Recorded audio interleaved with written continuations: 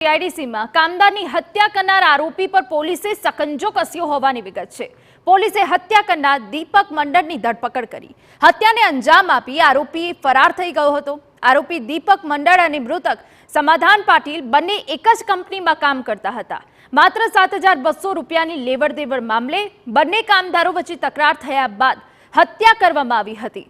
આરોપીએ समाधान पाटील नामना कामदार ने कंपनी में छूट्या बाद चप्पूना घा मारी हत्या निपजावी हती।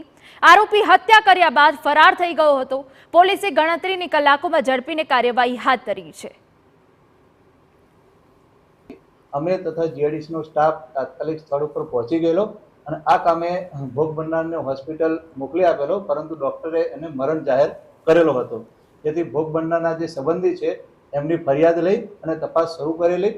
આ કામે પ્રાથમિક તપાસમાં આરોપીની જે વિગતો મળેલી હતી અને આરોપી ભાગી ગયેલો હતો, તો પોલીસ સ્ટાફના માણસોથી તાત્કાલિક આરોપીને કોમ્બિંગ કરી અને પકડી પાડવામાં આવેલો હતો। સમાચાર સુરતમાં